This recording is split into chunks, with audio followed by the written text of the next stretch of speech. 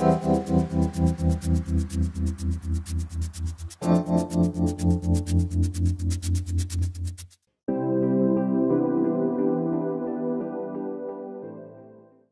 जोरदार टाळ्यांच्या गजरामध्ये मी गावे त्यांनी आपले विचार केले.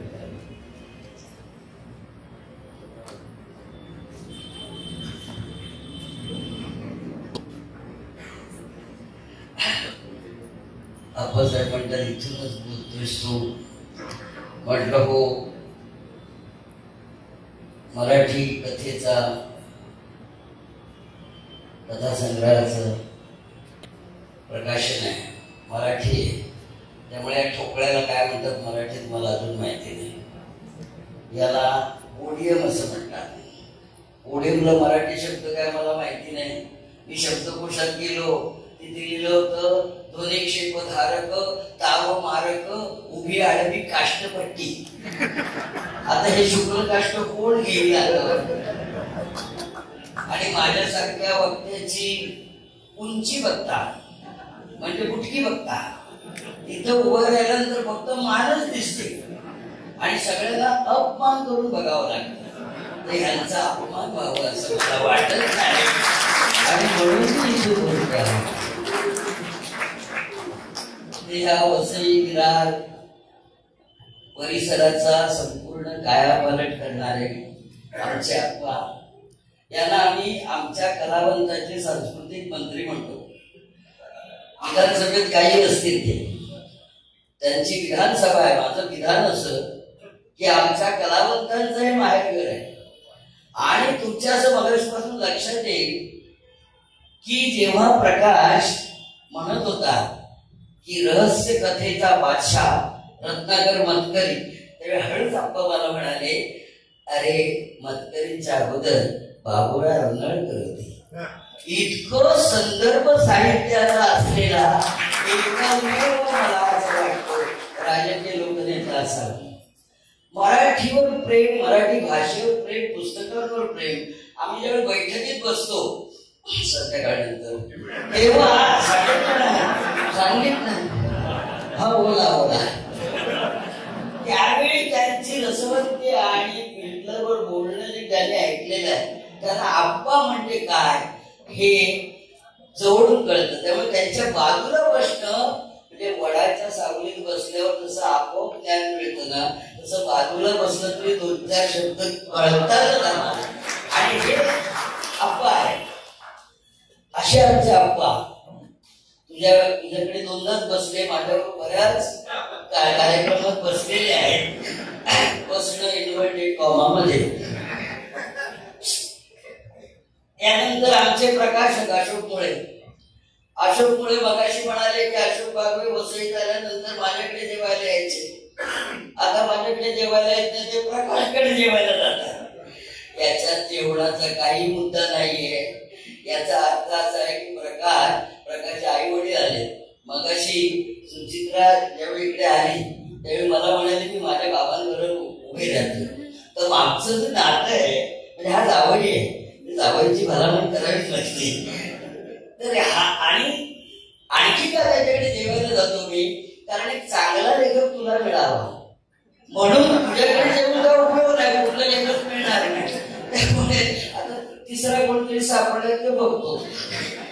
तर असा आमचा आशय अतिशय सिंपल प्रकाशनमध्ये असलेला, पण खरंच सांगतो तुम्हाला वसईकरांना किंवा ह्या संपूर्ण तुमच्या म्युन्सिपालिटीला अभिमान वाटावा इतकं महाराष्ट्रामध्ये नंबर 1 प्रकाशक, नुसतं नंबर 1 प्रकाशक नाही, धंदा न करता सुद्धा लेखकांची काठोडी ज्याच्याकडे असतात.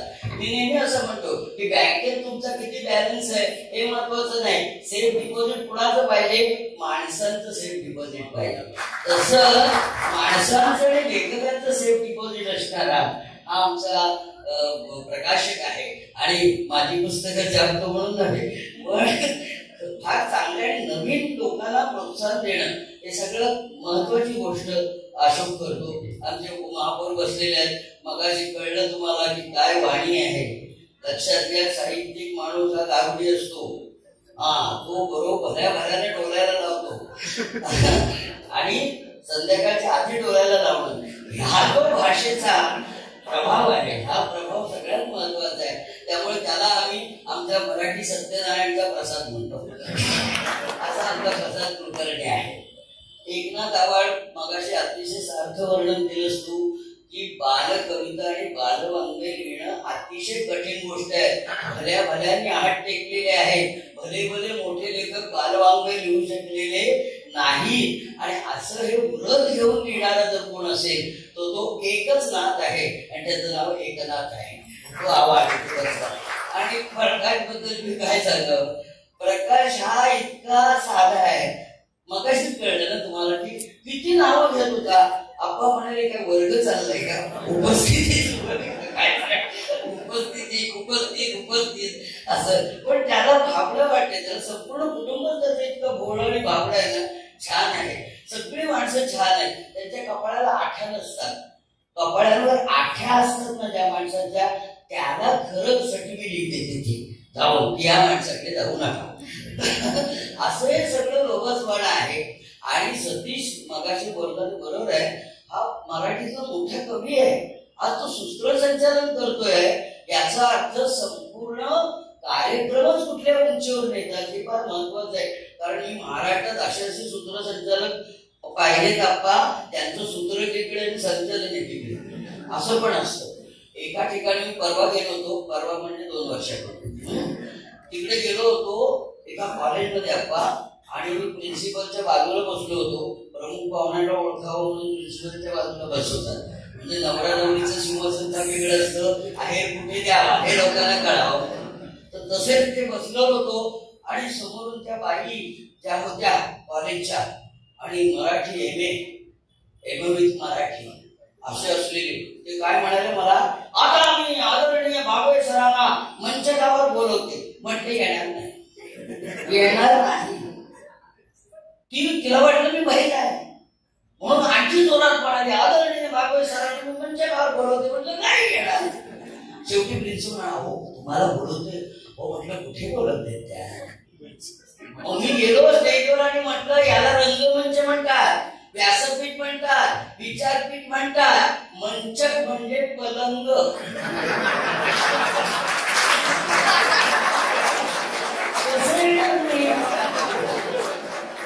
आणि एवढं लोकांसमोर कसं राहणार, आणि लहान लहान मुलांसमोर. म्हणजे मला किती चाड आहे हे जण सांगितल्यामुळे किती विलक्षण सामर्थ्याने चुकीचं बोलणारे मराठी लोक मला भेटलेले आहेत ना महाराष्ट्रात. मग असे अप्पा म्हणाले, शिक्षकांच्या आणि साहित्यिकांच्या प्रोग्रामला मला जायला भीती वाटते. याचं काम ते काय बोलतात तेच मला कळत नाही, पण माझ्यासारखं साहित्यिक बोलतो ते कळतो. तर अशा प्रकारची मराठी आजूबाजूला चालू असताना हे शिक्षणाचं काम आहे सगळं. साहित्य म्हणजे काय, सहहित जे असतं त्याला साहित्य म्हणतात. तुमच्या हितासाहित्य येतं त्याला साहित्य म्हणतात. आणि म्हणून ह्या साहित्याच्या प्रकाशनाला तुम्ही सगळे रसिक, आणि रसिक हा फार मोठा माणूस आहे साहित्यिकेपेक्षा.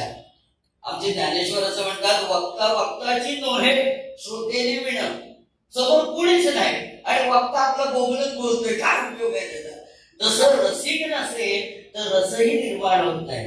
त्यामुळे रसिक फार महत्वाचे. तुम्ही सगळेजण आणि मराठीतून मोठे मोठे लोक इथे आलेले आहेत, सगळ्यांनी सगळ्यांची नावं घेतले. मी प्रातिनिधिक फक्त संदेशाचं नाव घेतो, पण संदेश देणं हे लेखकाचं काम आहे आणि थारून संदेश घेणं हे आमचं काम आहे.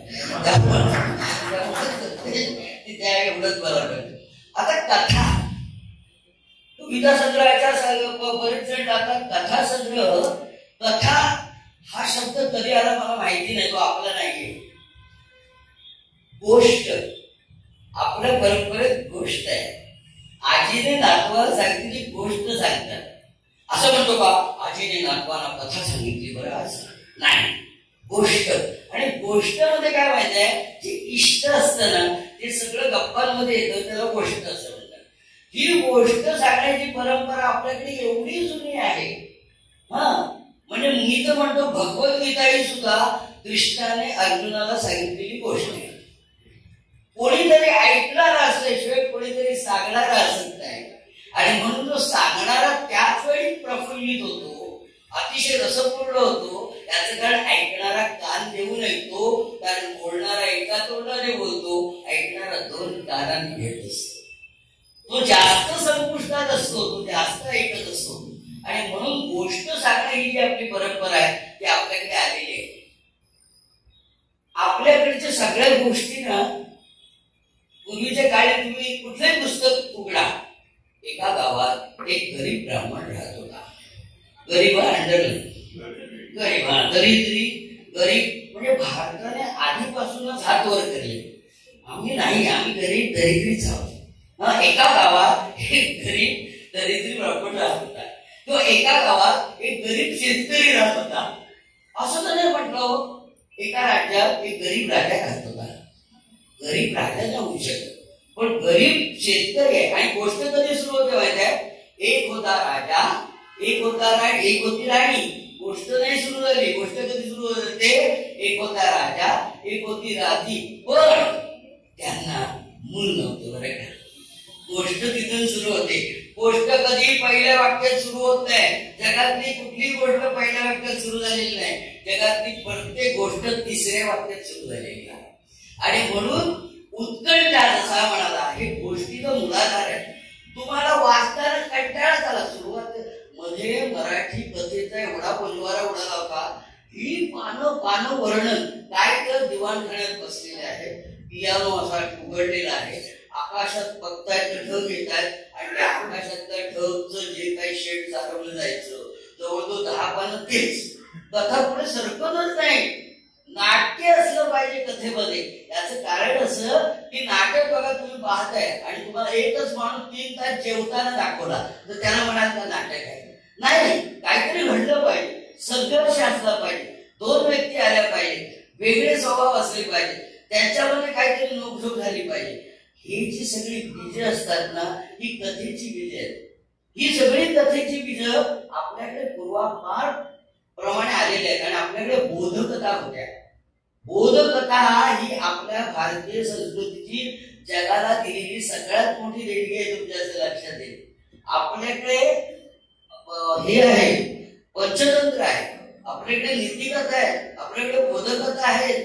आणि त्यातून आपण जगाला संदेश दिलेला आहे. त्यामुळे अजूनही शाळेमध्ये ज्यावेळी एखादी गोष्ट लिहायला सांगतात त्यावेळी सांगतात या गोष्टीला शीर्षक द्या आणि तात्पर्य लिहा. तात्पर्य लिहायला सांगतात की शाळेमध्ये. तात्पर्य का लिहायला सांगतात? कारण ती गोष्ट कळली की नाही कशातनं तुम्हाला कळतं? ते तात्पर्यातनं कळतं. आणि म्हणून तात्पर्य हे न सांगता आपोआप, म्हणजे तुमचं असं लक्षात येईल, दुधाचं ताक होतं पण ताक घुसळल्याशिवाय लोणी होत नाही. आणि त्यामुळे ते घुसळणं जे आहे ना सगळं, हे गोष्टीचा प्राण असतो, आत्मा असतो. आणि हे सगळं त्याला कळलेलं आहे. म्हणजे मला नुसतं हे भयकथा आहे किंवा गूढकथा आहे किंवा रहस्य कथा आहे अशी लेबलं लावायची गरजच नाही. माझं म्हणणं ती कथा आहे.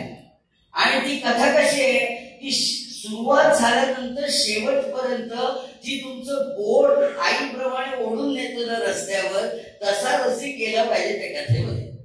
आणि म्हणून तो ओघ जो आहे तो ओघ सगळ्यात महत्वाचा आहे. आणि तो ओघ त्याच्या कथेमध्ये आहे.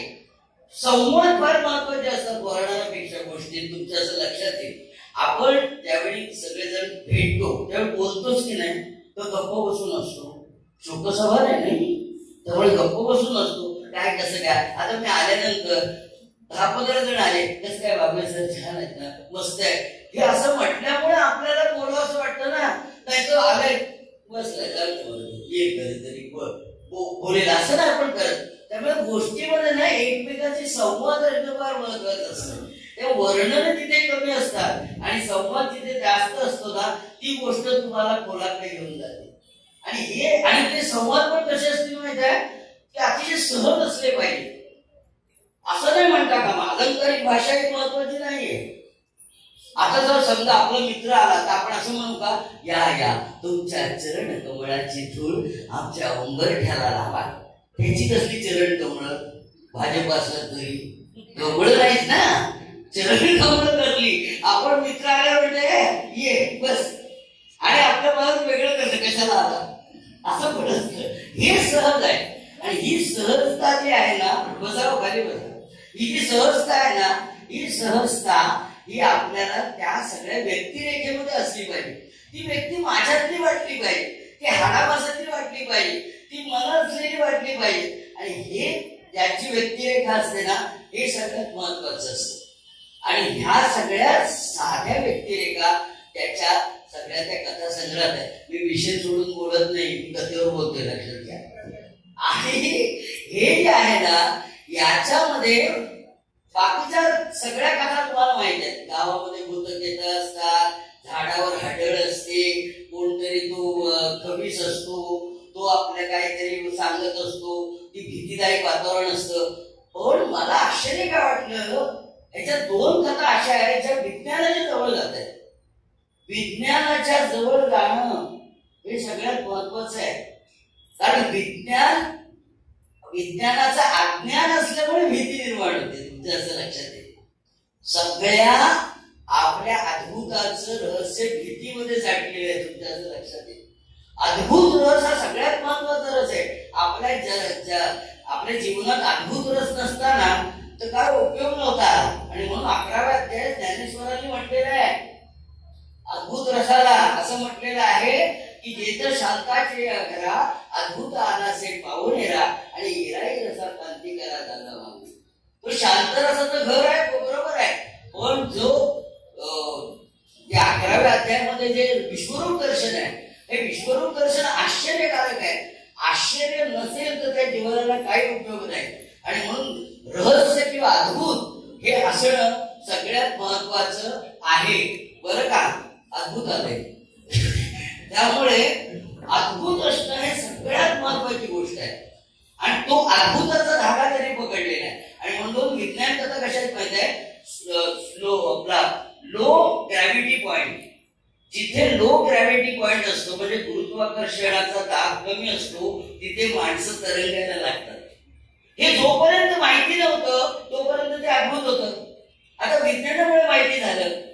अरे कोणीतरी डोंगरावर गेला असेल, त्याचे बटाटे उशिरा उकडले असतील आणि मग त्याच्या लक्षात आलं की उंच जागी बटाटे उशिरा उकडतात. मग त्याने शोध घेतला का उकडतात, कारण तिथे हवेचा दाब कमी होतो, त्यामुळे पाण्याचा उत्कलन बिंदू उशिरा येतो, म्हणून बटाटे उशिरा उकडतात. तोपर्यंत माहिती नव्हतं तोपर्यंत बटाटे उशिरा उकडतात हे पण अद्भुत होतं. विज्ञान काय करतं, ज्ञानेश्वरांची पुन्हा करूया, लक्षात घ्या. ज्ञानेश्वरांना तुम्ही काही डावलूच शकत नाही. सगळं काव्यशास्त्र, इतिहास, भूगोल सगळं ज्ञानेश्वरीमध्ये आहे. त्यांनी असं लिहिलंय, समतम कळा विज्ञान सज्ञान परतोनी अज्ञान नाही घरा. मला सांगा, विज्ञानाचा जन्म नाही का? ज्ञान आणि विज्ञान एकत्र आले की अज्ञान कळतं, हे सांगितलंय. तेच अद्भुत कथा सांगत असते की अद्भुत मागचं रहस्य आपल्याला कळलं, गुपित आपल्याला कळलं की लगेच आपल्याला उलगडा होतो. आणि उलगडा झाला की पहिल्यांदा काय जात असेल तर माणसाची भीती जाते. भीती ही सगळ्यात मोठा दुर्गुण आहे माणसाच्या आयुष्यामधला. आणि म्हणून अभय हा पहिला सद्गुण आहे असं ज्ञानेश्वरीत म्हटलेलं आहे. जे 27 गुण सांगितलेले आहेत त्यातला पहिला आहे निर्भयता, हे सांगितलेलं आहे. आणि निर्भयता हा गाभा असलेला कथा याने लिहिल्या, त्यामुळे तो एक बोध पण आहे. तुमच्या असं लक्षात येईल, बोधप्रद कथा बोध न सांगता सुद्धा सांगता येतात.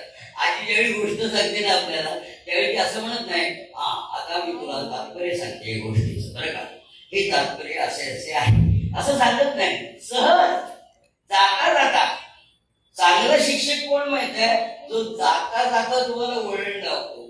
सरळ मार्गावर जो वळण लावतो त्याला शिक्षक नाही म्हणत.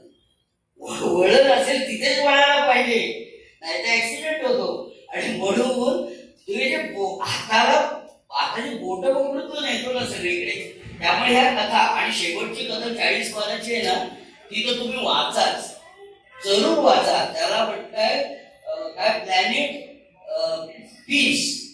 एका परग्रहावरनं माणसं आलेली आहेत, म्हणजे 5 असे झोत येतात प्रकाशाचे, आणि ते झोत इथल्या पृथ्वीवरच्या माणसांना समजवतात की बाबांनो, तुमचं जे प्लॅनेट आहे, तुमचा जो ग्रह आहे, तुमची जी पृथ्वी आहे, ती जर अतिशय चांगली नांदायची असेल तर तुमचा द्वेष, राग, लोभ, मत्सर, मद, सगळे षड्रिपू, तुमच्या मनामधला असलेला सगळा द्वेष, किलबिष, पाप सगळी धुवून काढल्यानंतर जो ग्रह राहील त्याला आपण पृथ्वी ग्रह असं म्हणूया.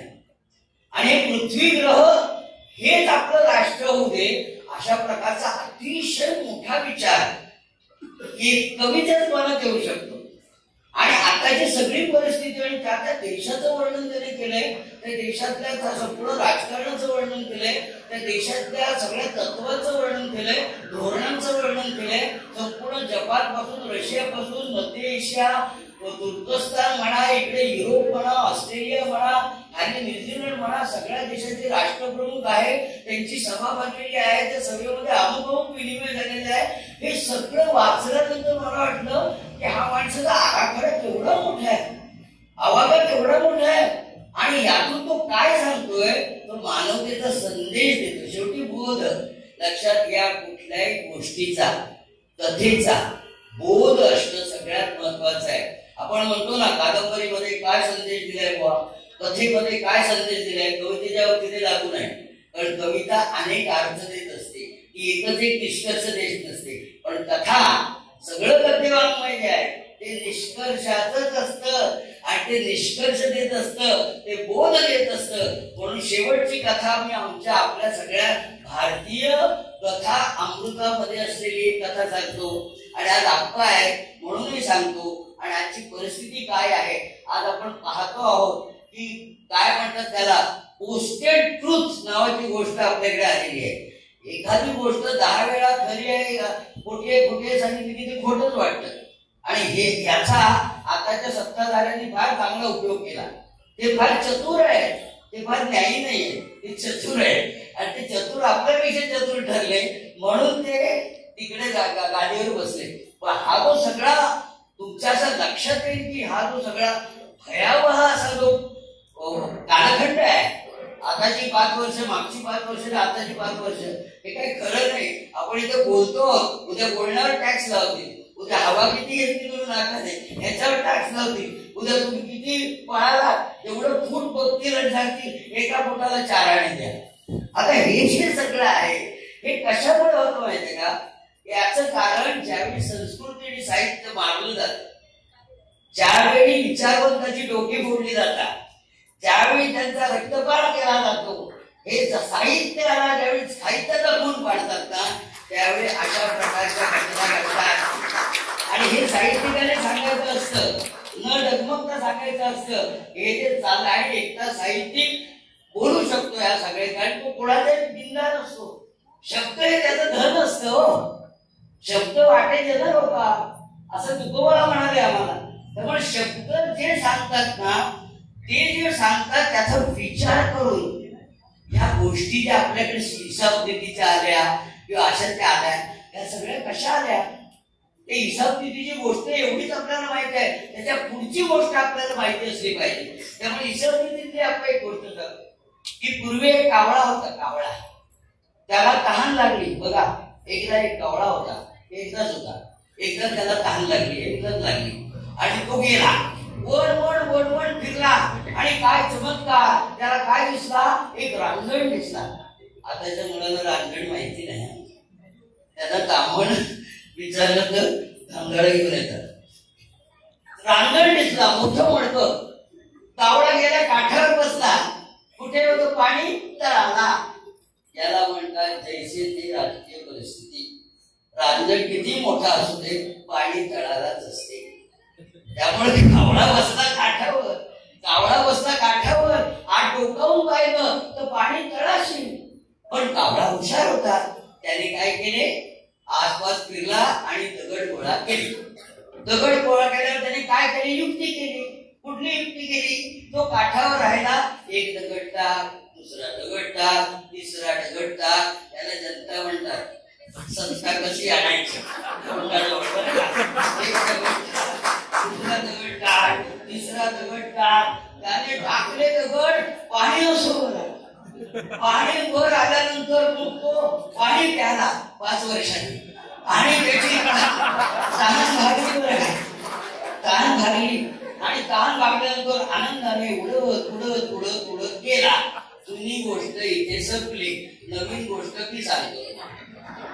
एक नवीन कावळा होता, आधुनिक कावळा होता. त्याला पण तहान लागली.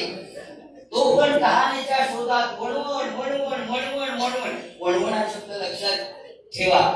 जे वणवण करायला लावते त्याला जेवण म्हणतात. ओके नाही? तो वणवण वणवण करत चालला आता. आणि काय आश्चर्य, त्याला पण रांजण दिसला. रांजण तोच, कलर केलेला असेल. कारण कलर केला म्हणजे जरा अट्रॅक्शन होतं ना. पूर्वी बघा एवढंच होतं, आता फ्लेक्स आले. फ्लेक्स काही लिहा, कसंही लिहा. तर तो रांजण दिसला. आता रांजण दिसला याच्यात थोडे जुन्या गोष्टीकडे या गोष्टीकडे थोडा फरक होता आपला, की तिथे खडे वेचायला जायची गरज नव्हती. एक खड्यांचा ढीग पण ठेवलेला होता. बघा आधुनिक काय होतं, मडकं पण ठेवतात, खडे पण ठेवतात. मग टाका तुम्ही, हरकत नाही, टाकणं नाही बदलत. मग तो कावळा काय झाला, कावळा पुन्हा काठावर बसला. बघतो तो काय, पाणी तळाशीच. आपल्याला वाटेल 1200 कोटी लोकांना पाणी मिळालं वगैरे गावात, असं काही नसतं. नुसते नळ येतात, नळात पाणी नाही, नळासमोर दमयंती पण नाही. असं ते पाणी बघतो तो पाणी तळाला. मग बाजूला दगड, पण हा कावळा हुशार होता. हा कावळा काय म्हणाला माहितीये का, हे म्हणाला, हे कोण टाकत नसेल, सारखं आपल्या काठावर बसून. त्याने त्या दगडातले 4-5 दगड उचलले आणि तो पाठच फोडून टाकला. पाणी आपोआप तुमची जवळ आलं. माठ फोडण्याची गरज आहे, माठ फोडण्याची गरज आहे. ही नवीन कथा अशी जाते. त्याचं तात्पर्य हे जातं की खडे टाकला तर उपयोग नाही, उखडूनच टाकलं पाहिजे. कळलं की नाही? हे सगळ्यात महत्वाचे. ही बोधकथा आहे. दुसरी बोधकथा सांगतो आणि आपण सांगतो. आपण मग म्हणालो ते सगळ्यात ऐकायचं मग मी बोलणार, असंच असतं. अध्यक्षाचं कामच हे असतं. तर दुसरी कथा सांगतो बघा. आणि ही कथा अजूनही जुनी होत नाही, म्हणून ती अजरामर आहे. कथा जुनी झाली पाहिजे तर समजायचं समाज पुढे गेलाय. जुन्या कथा पुन्हा ऐकाव्या लागते की समजायचं समाज तिथेच आहे. आणि ही कथा अशी आहे की जेहते काळाचे ठाई एक हंस आणि हंसिनी मानस सरोवरामध्ये स्नान करीत असताना अचानक त्या काठावर कावळ्यांची झुंड आली. राजहंस आणि हंसिनी आंघोळ करतायत आणि कोण आलं काठावर, कावळ्यांची झुंड आली. आणि कावळ्यांचा नेता पुढे झाला आणि म्हणाला, हे मानस सरोवर आमचं आहे. हे म्हणाला, हंस म्हणाला, कशावरून?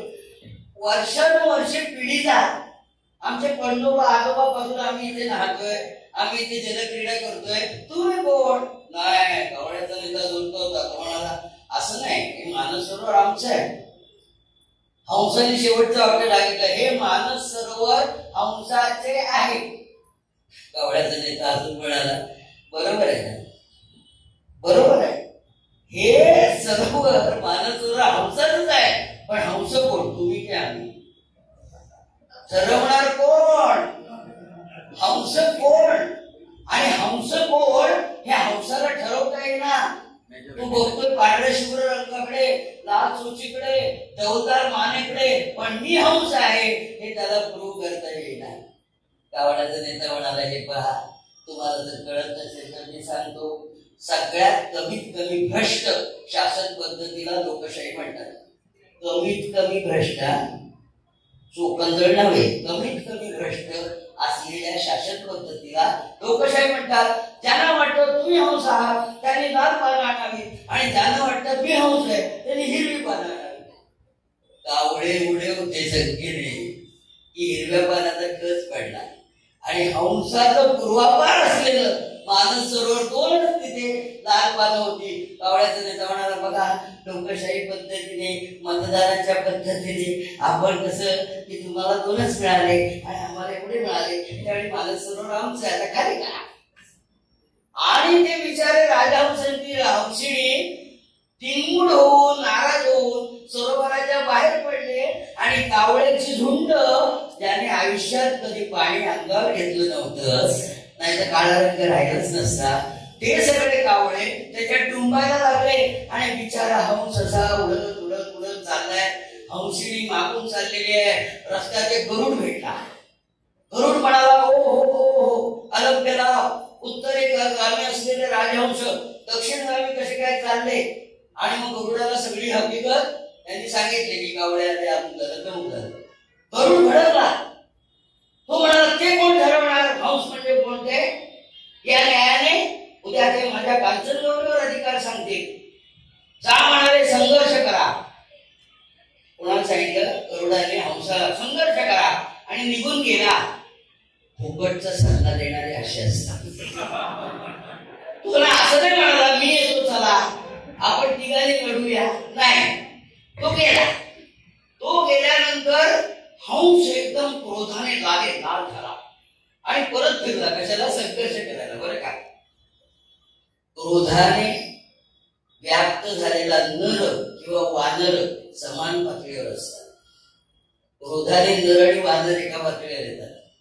हंस असा परत फिरताना हंसिनी म्हणाली, अविचार करू नका नाथा, ते किती जण आहेत संख्येने, तुम्ही एकटे आहात, संघर्ष करून काही होणार नाही. कोण हा म्हणाला, नाही मला नाही, मला गरुडाने सांगितलेलं आहे संघर्ष करायचा म्हणून.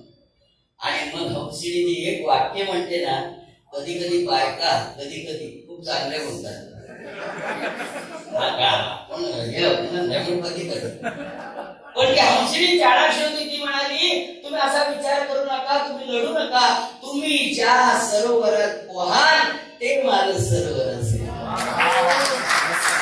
तुम्ही ज्या मानस सरोवरात पोहाल ते मानस सरोवर असेल. पण याने काय ऐकलं नाही.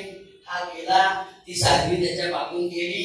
कावळ्याचा नेता म्हणाला, या या या या अतिथी देवो भव. ज्याचं मालक कोण.